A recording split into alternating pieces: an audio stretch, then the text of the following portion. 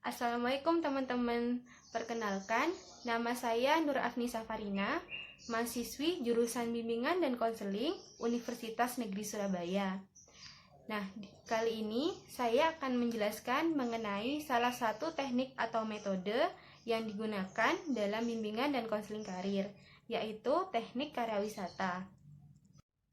Sebelumnya, video ini dibuat untuk memenuhi tugas mata kuliah bimbingan karir. Oleh karena itu, tolong disempatkan untuk menekan tombol like dan mengisi kolom komentar di bawah ini. Terima kasih. Sebelum mulai penjelasan mengenai teknik BK Karir, mari terlebih dahulu kita ketahui apa itu yang disebut dengan karir. Murray 1983 mengatakan, karir sebagai rangkaian aktivitas pekerjaan yang saling terkait di mana seseorang berusaha untuk memajukan kehidupannya dengan beberapa hal yang mendukung, yaitu perilaku, kemampuan, sikap, kebutuhan, aspirasi, serta cita-cita dalam sepanjang hidupnya. Selain itu, dapat diartikan pula karir sebagai serangkaian aktivitas terkait pekerjaan, jabatan, dan kedudukan orang yang saling terkait dan menghasilkan suatu nilai bagi diri sendiri maupun bagi orang lain. Pemilihan karir merupakan salah satu hal yang harus ditetapkan atau diambil secara tepat. Hal ini dikarenakan karir berkaitan dengan perencanaan masa depan seorang. Oleh karena itu, dilaksanakanlah layanan bimbingan dan konseling karir di sekolah untuk membantu siswa dalam merencanakan pilihan karirnya. Nah, dalam bimbingan dan konseling karir, peserta didik akan dibantu untuk menemukan dan merencanakan karir berdasarkan potensi, bakat, minat, dan aspek-aspek lain yang turut mempengaruhi. Salah satu teknik yang digunakan dalam BK Karir yaitu teknik karya wisata. Teknik ini selain cukup diminati oleh peserta didik, nyatanya juga cukup efektif untuk digunakan sebagai layanan informasi yang mendukung program bimbingan karir. Selanjutnya, mari kita mengenal lebih dalam mengenai teknik karya wisata. Adapun yang akan dibahas di video ini terkait teknik karya wisata, yaitu definisi, tujuan, kelebihan dan kekurangan, langkah-langkah pelaksanaan, dan yang terakhir, contoh proposal dan tata tertib selama karya wisata. Pengertian karya wisata. Karya wisata berasal dari dua kata, yaitu karya dan wisata. Karya artinya kerja, sedangkan wisata artinya pergi. Bila kedua kata ini digabungkan, maka karya wisata dapat diartikan sebagai bepergian ke suatu tempat untuk melakukan suatu pekerjaan. Menurut Winarno 1980 mengatakan bahwa karya wisata adalah teknik di mana nantinya peserta didik didampingi oleh bimbingan guru diajak untuk mengunjungi suatu tempat tertentu dengan maksud untuk belajar. Berbeda halnya dengan tamasya, di mana seorang pergi untuk mencari hiburan semata, karya wisata ini lebih terikat dengan tujuan dan tugas belajar, yaitu untuk menambah minat belajar dan pengetahuan baru bagi para peserta didik terkait dengan karir. Yang kedua, tujuan karya wisata.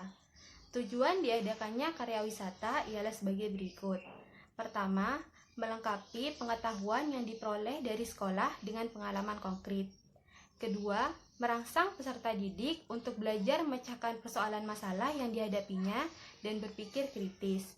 Ketiga, menanamkan dan mengembangkan nilai moral di antara peserta didik. Dan yang terakhir, memperluas minat dan pengetahuan peserta didik. Kelebihan dan kurangan karya wisata. Setiap teknik yang digunakan dalam pelaksanaan bimbingan dan konseling karir tentunya memiliki kelebihan dan kekurangan masing-masing. Berikut ini kelebihan dari karya wisata. Yang pertama, menambah kreativitas dan memperluas minat peserta didik. Yang kedua, meningkatkan motivasi dan berpartisipasi aktif peserta didik. Yang ketiga, melihat dan memperoleh pengalaman langsung mengenai objek pelajaran di sekolah. Dan yang terakhir, merangsang kreativitas peserta didik.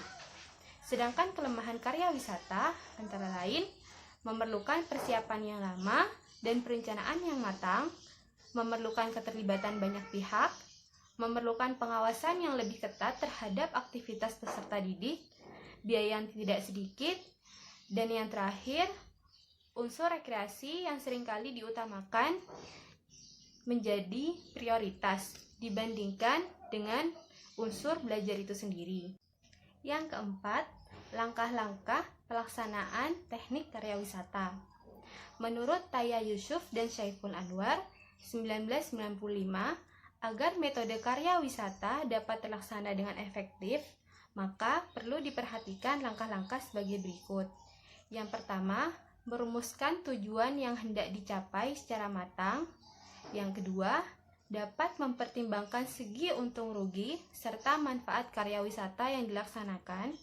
Yang ketiga, jika karya wisata menuju tempat-tempat tertentu seperti pabrik, percetakan, museum bersejarah, dan atau panti asuhan, biasanya diadakan terlebih dahulu suatu kontak atau hubungan dengan instansi yang bersangkutan dan menetapkan waktu pelaksanaannya. Yang keempat, mempersiapkan segala perangkat atau peralatan yang dibutuhkan dalam perjalanan. Yang kelima, bila diperlukan, maka bentuklah tim panitia pelaksana karya wisata yang bertugas untuk mengkoordinasi dan bertanggung jawab penuh terhadap pelaksanaan karya wisata dan keamanannya. Yang keenam, membuat tata tertib yang harus ditaati, merencanakan waktu yang tepat, rencanakan biaya, dan sebagainya jauh-jauh hari sebelum pelaksanaan karya wisata. Yang ketujuh, mendiskusikan hasil karya wisata, serta merumuskan follow-up dan hasil karya wisata. Misalnya, dengan membuat laporan dan karangan ilmiah. Dan yang terakhir, perlu berhati-hati agar pelaksanaan teknik karya wisata ini tidak hanya mengedepankan sisi hiburan semata, melainkan juga harus diingat tujuan dari karya wisata ini terkait dengan pembelajaran. Berikut ini contoh proposal kegiatan karya wisata dan contoh tata tertib karya wisata.